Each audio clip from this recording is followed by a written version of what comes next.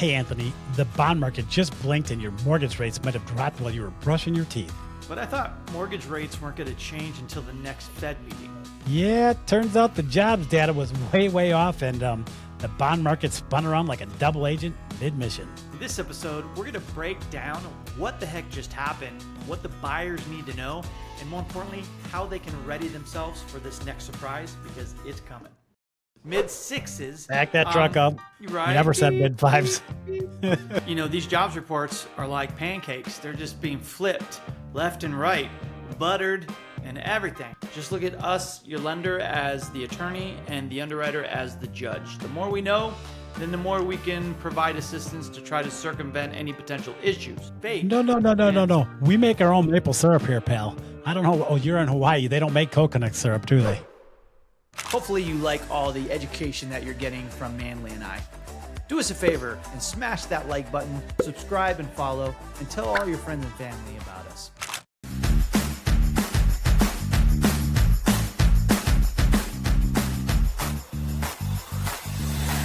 Welcome to the Mortgage 101 podcast with Anthony and Manley. Hey, folks. Welcome to the Mortgage 101 podcast with Anthony and Manley, where today's episode is called Mission Mortgage Possible, where we decode mortgage market intel, economic surprises, and credit changes to guide listeners through a volatile housing market landscape. So buckle up, listeners. That's right, Manley. It's all about real talk, real numbers, real life. We help borrowers understand the mortgage process in a real-world sense and point of view. No fluff, just honest insight from two pros who live it every day, you and me. Hey, folks, the intel drop, revisions, recon, real time. Let's dive right in. The key points we're talking about today include non-farm payrolls, the revisions, the shocked markets. I mean, 2-year yields dropped 30 basis points. Mortgage rates returned to October and 2024 levels. It's crazy. Yeah, dude, this week's data dump was wild. The NFP revisions hit like a punch. We're talking like a 2-year yield just diving. I think, what was it, like 30 basis points? It's freaking unreal, man. It just wasn't some soft landing either. I mean, I don't know. This whole thing was like a straight up free fall that makes traders go, wait, what?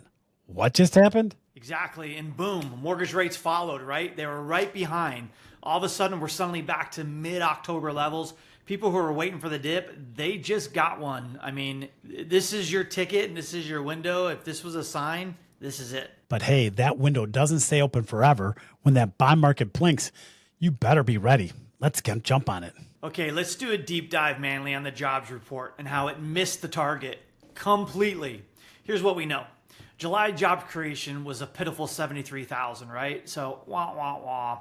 But the prior months revised were way lower, aka the trend on missing the mark again is like very prevalent. So the unemployment ticked up to 4.2%, indicating again that we have another advised report. They just keep revising and it's not looking good. But this is everything that we've always said up front. We knew this was happening. How many times we look at the jobs report and we're like, yeah, that ain't right. And then what happens?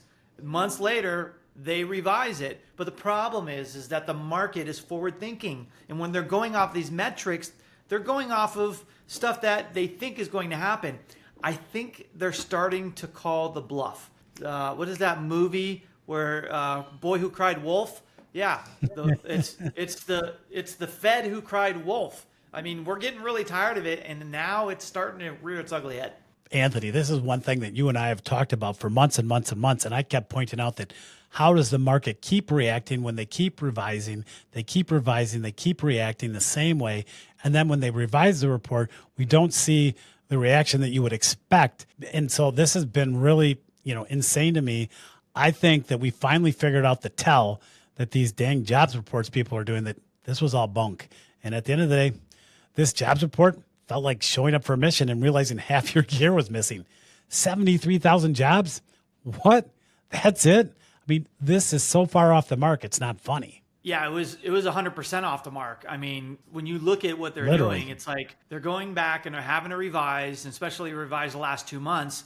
And it's way down too. It's like, come on, dude. Like, what are we working with here? We're setting up the future projections based off of stuff that you're just off, not 50, 60, but this last turnaround was 100+% off. Unemployment starts rearing its ugly head. We're at 4.2%, and now everyone's scrambling. I mean, Anthony, I don't understand it. This thing has been so off the mark. Now you can feel the bond market just panic within. I mean, you can just feel the pulse that's happening right now. It's crazy. Yeah, I had a borrower ask me like, "Hey, should I wait for the Fed cut? Should I time it?" I said, "Listen, do not hinge your whole game plan on someone who's constantly revising what they say to you. You got to plan ahead. You got to take it with a grain of salt. But more importantly, you got to interpret what they're saying and what they're not saying. And that's what we're doing here." Yep. Hey, markets reward people who are ready, not people who are waiting for some perfect alignment. Hey, guys, mission intel is the new info that was getting with tariffs, inflation, sticky rates. We're seeing a lot of new surprising data to come within.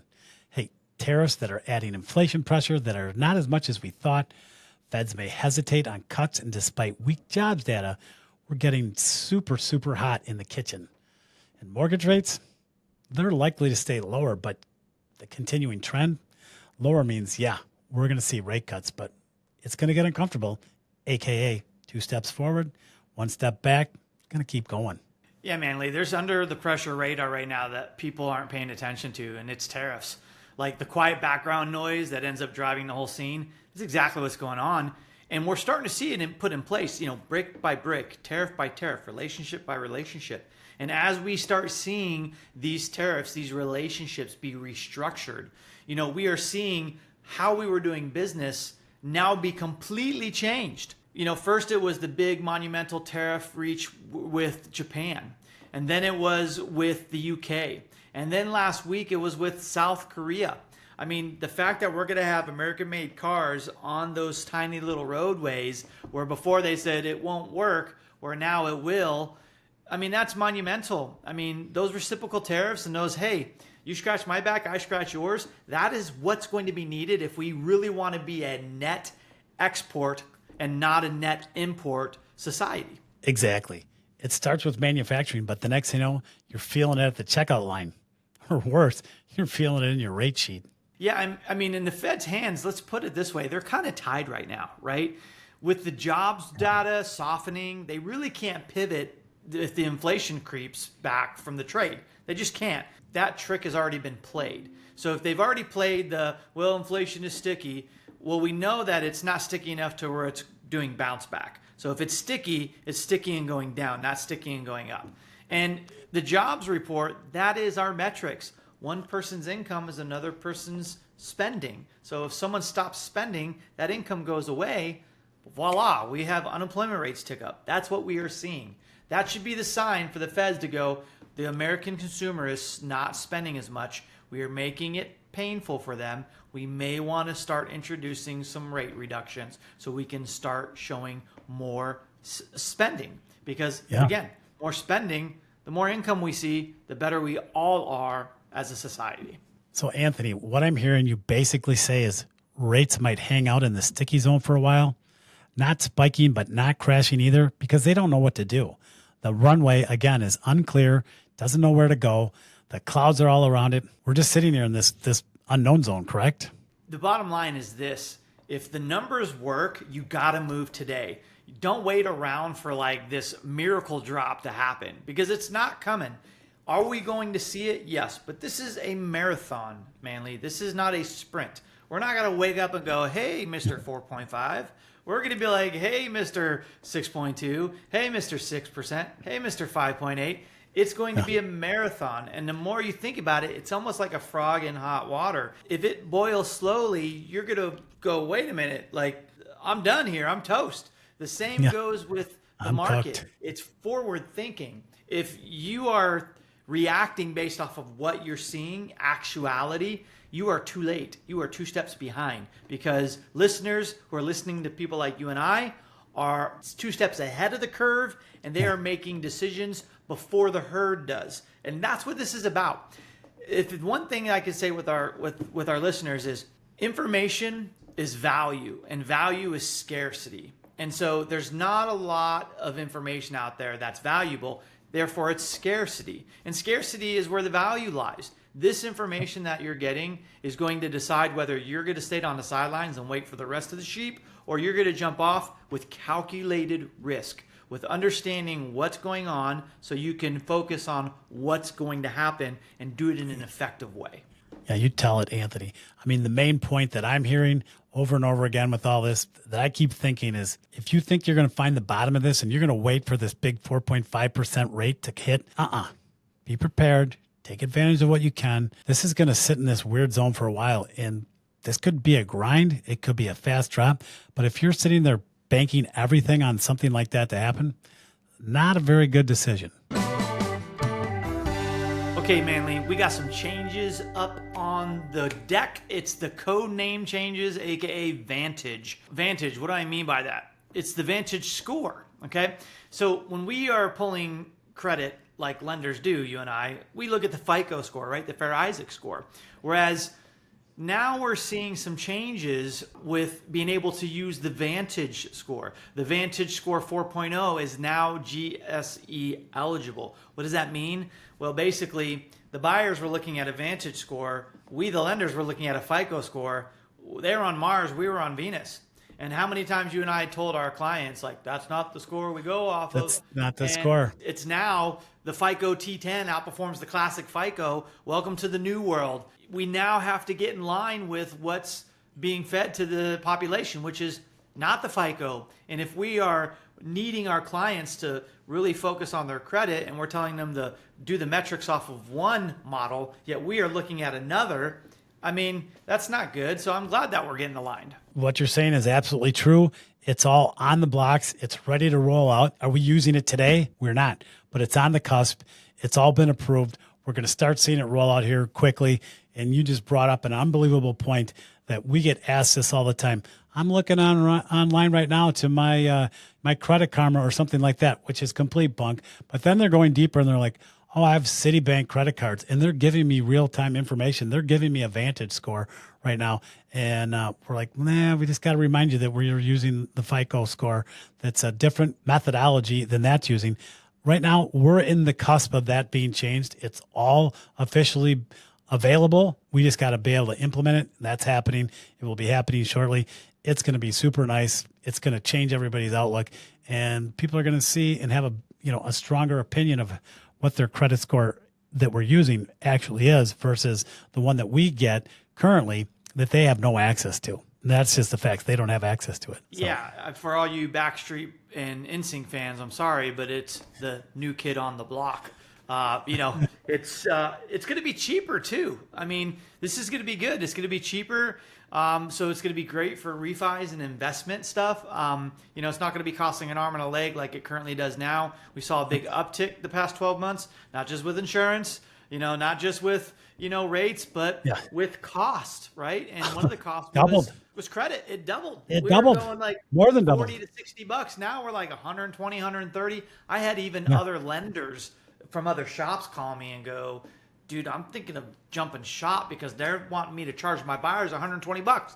And I'm like, yeah, that's the norm. I mean, it's not them. It's a pass through because, all of these, algorithms and all these models that we're now looking at, it's coming with a cost.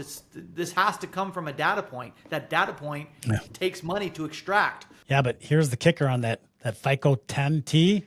It supposedly predicts defaults way better than the old school version, like 18% better. So not only is it cheaper, it's just a better product, and we're getting more better data. If that makes any sense, we're getting more better data.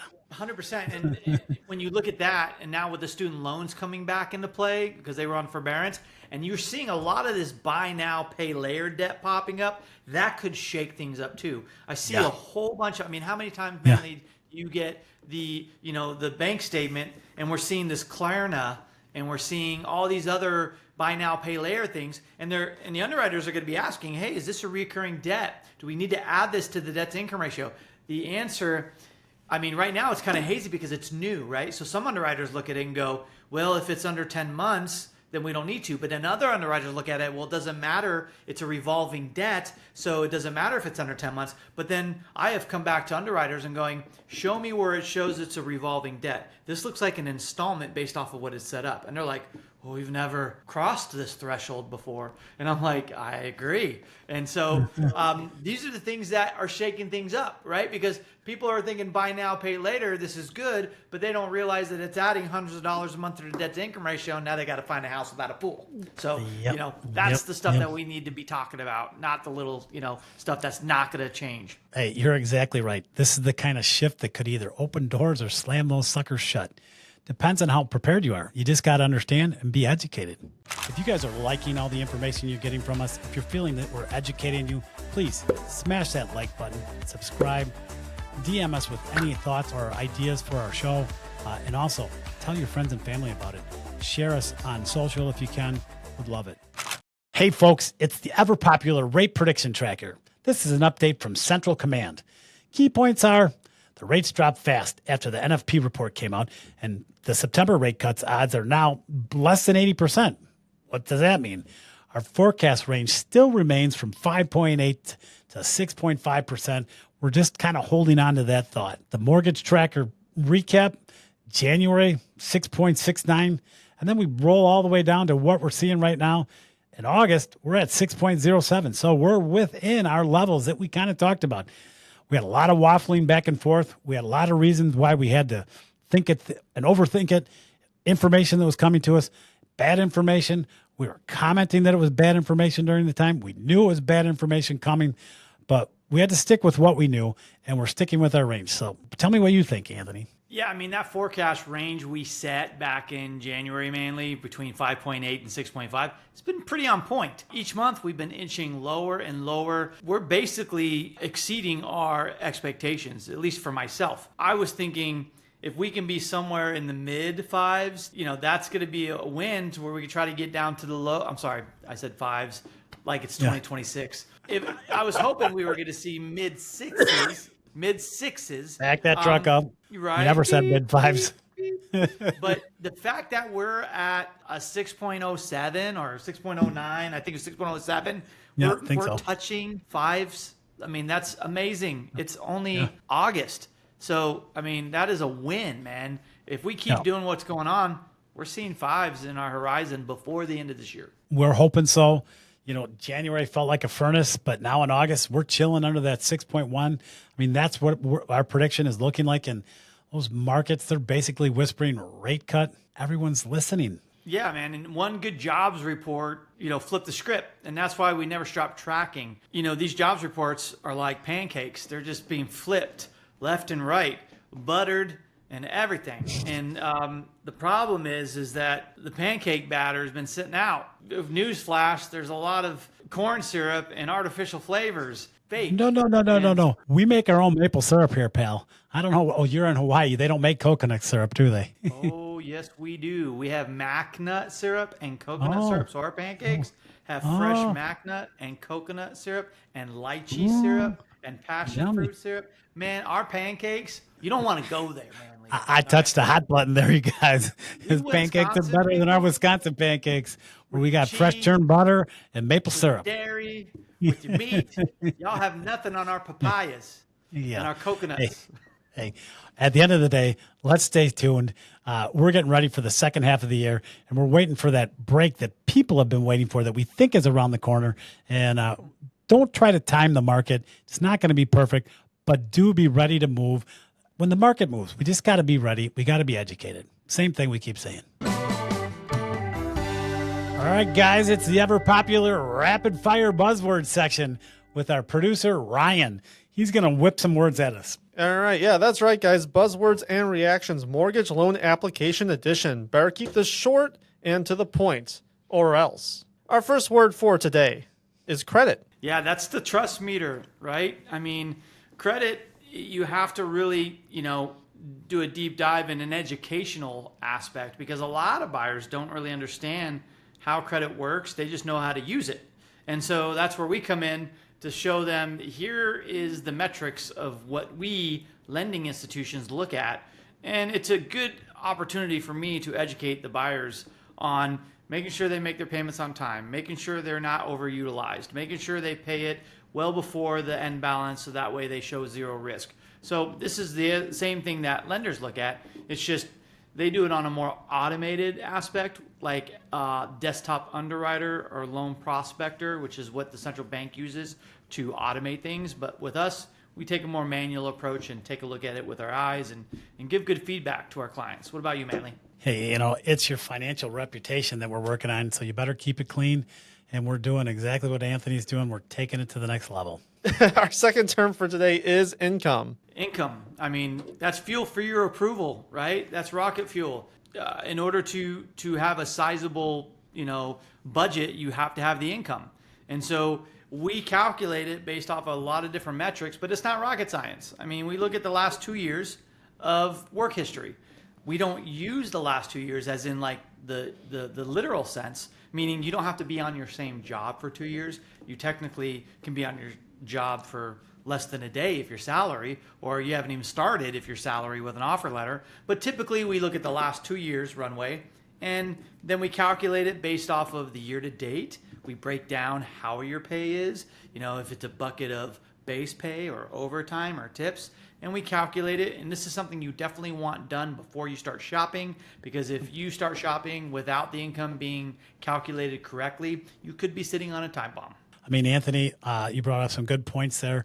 We're going to have you show us your proof. We're looking for some third-party documentation to verify. And we're going to go through a couple processes to determine, what the consistency of this income actually is.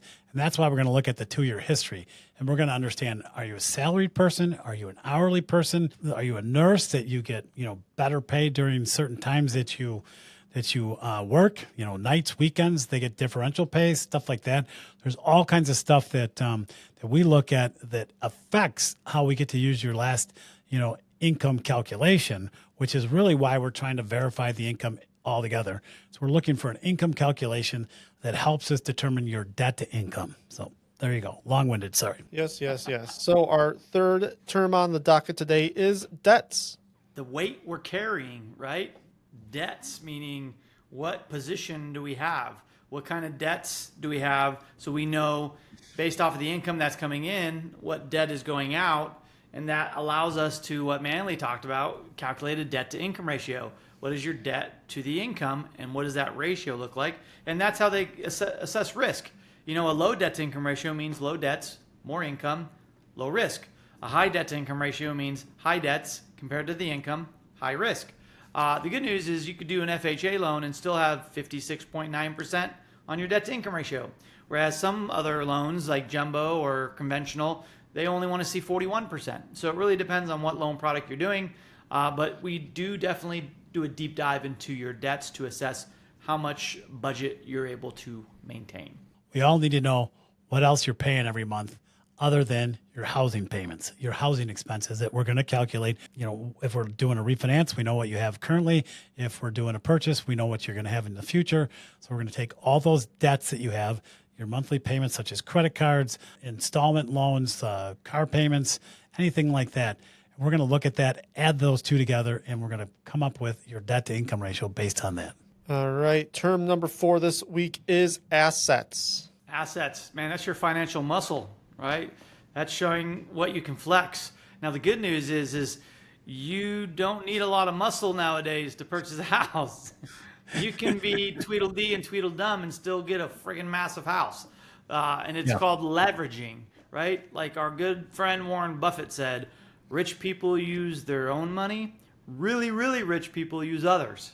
Take a slide out from his trick. By leveraging a debt, you're able to show your financial muscle, but you also need to show that you can maintain it. So they're going to be looking at, things to make sure that you can make that monthly obligation and you're not overextending yourself. And they want to see some skin in the game. Now, there are down payment assistance programs where you don't have anything, but there's compensating factors like good credit score, low debts, establishment.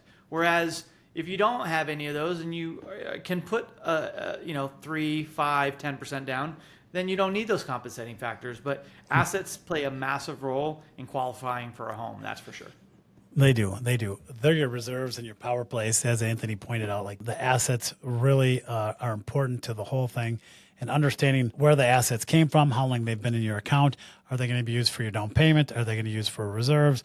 There's a bunch of little nuances right there that are important to the whole thing, which make that whole big picture work, Anthony's talking about things that, either we do need reserves or we don't need reserves.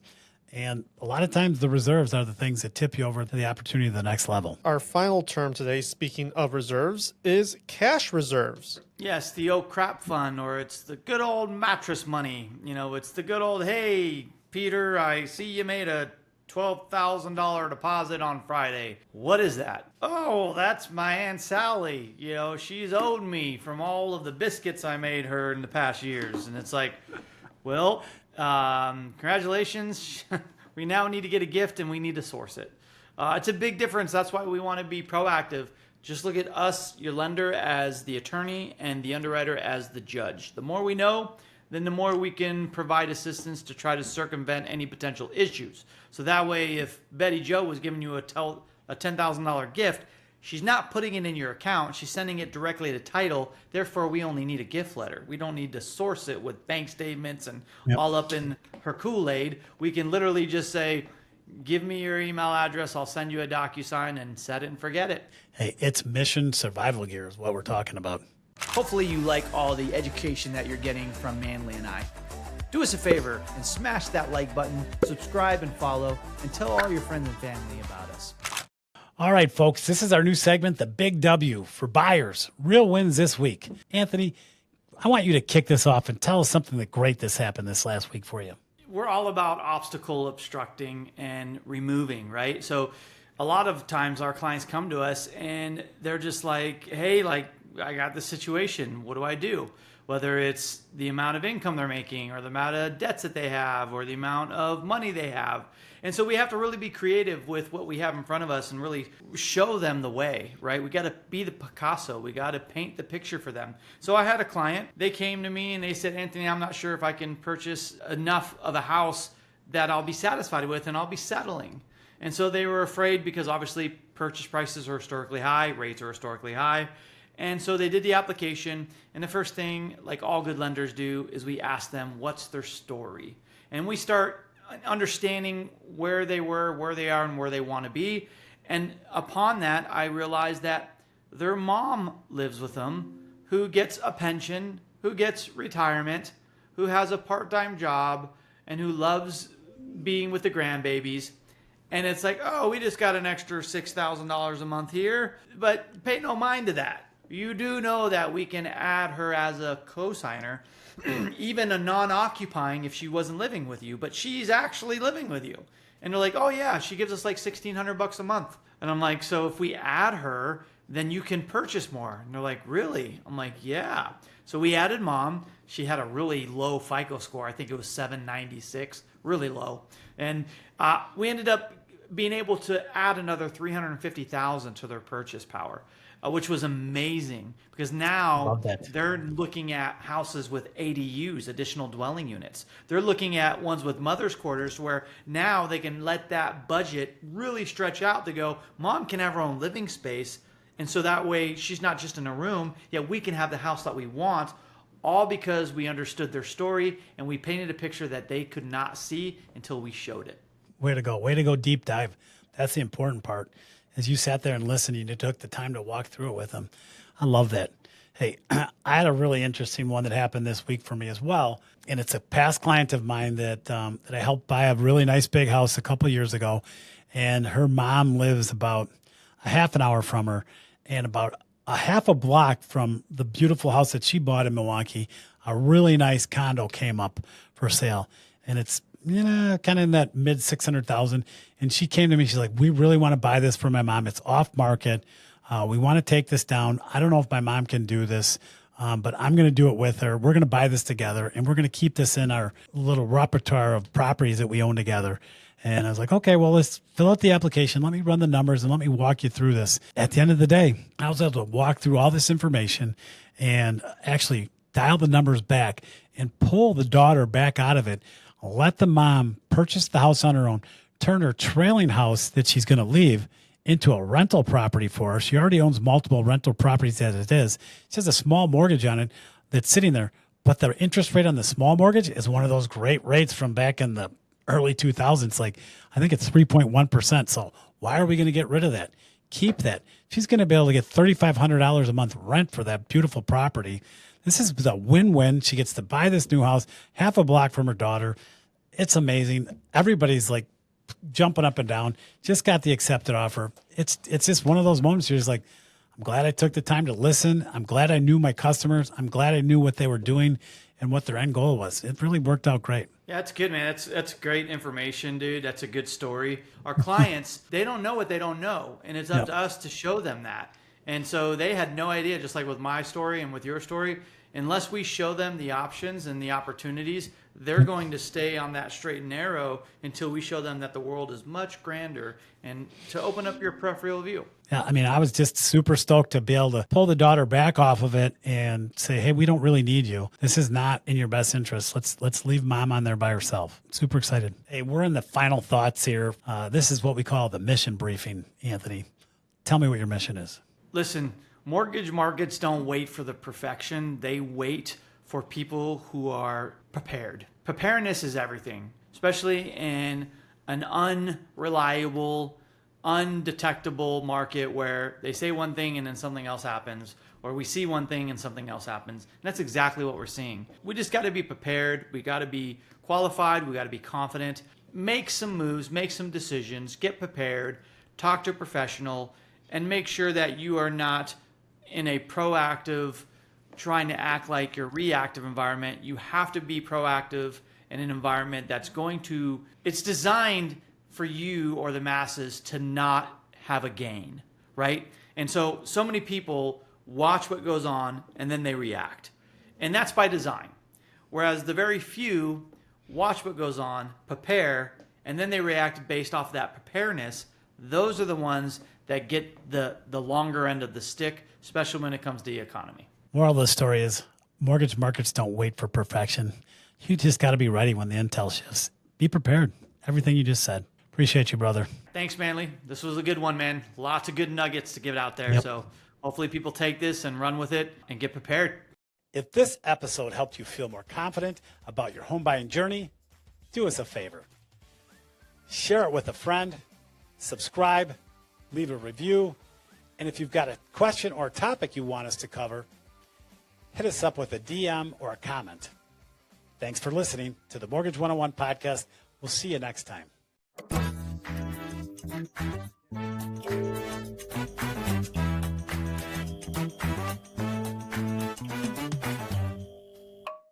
Manley, knock, knock. Anthony, I thought we were over the knock-knock jokes. Knock, knock, Manley. Oh, Jesus. Who's there? Bond. Bond who? Bond market. I blinked and your rate just dropped. But I'm bump. Oh, Lord.